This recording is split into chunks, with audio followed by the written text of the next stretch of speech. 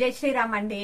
Welcome to Madhavi style. ఇవాళ మనం సొరకాయతో recipe చేసుకుందాం. ఏం చేస్తున్నాను, ఎలా ఉంటది అనేది రండి చూసేయండి. మనం సొరకాయతో రెసిపీ చేస్తున్నాం కదండి, దానికోసం 1 కప్ సొరకాయ పేస్ట్ వేస్తున్నా. ఆల్రెడీ సొరకాయని కట్ చేసి మిక్సీ చేసిన పేస్ట్ అది మిక్సీ చేసిన అల్లం వెల్లుల్లిపాయ పచ్చిమిర్చి పేస్ట్. జీలకర్ర వేస్తున్నాను. ఇందులో 2 అవర్స్ ముందుగా నానబెట్టిన పచ్చెనపప్పు వేస్తున్నాను.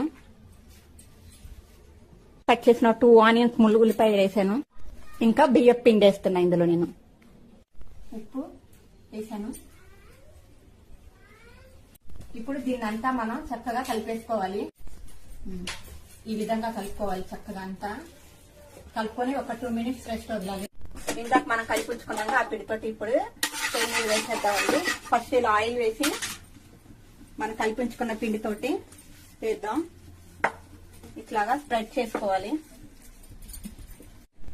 ఇట్లాగా పెద్దది స్ప్రెడ్ చేసుకున్నాము. కొంచెం పిండి వేసి కొంచెం పలచగా. ఇది 2 సైడ్స్ కాల్చుకుందాం. కొంచెం ఆయిల్ వేసి తిప్పుతామండి.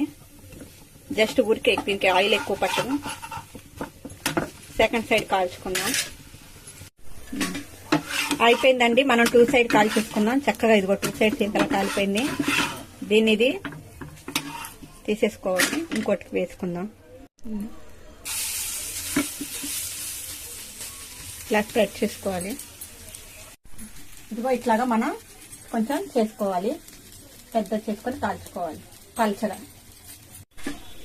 చూసారు కండి, 2 సైడ్స్ ఇలా కాల్చుకోవాలి. ఇంతేనండి మన రెసిపీ అయిపోయింది. దీన్ని మా నాన్నమ్మ వాళ్ళు తపాల చెక్కలు అనేవాళ్ళు. ఇప్పుడు మేము బియ్యం పిండి రొట్టెలు, సొరకాయ రొట్టెలు అని అంటున్నాం. మీరేమంటారు? కామెంట్ బాక్స్ లో చెప్పండి.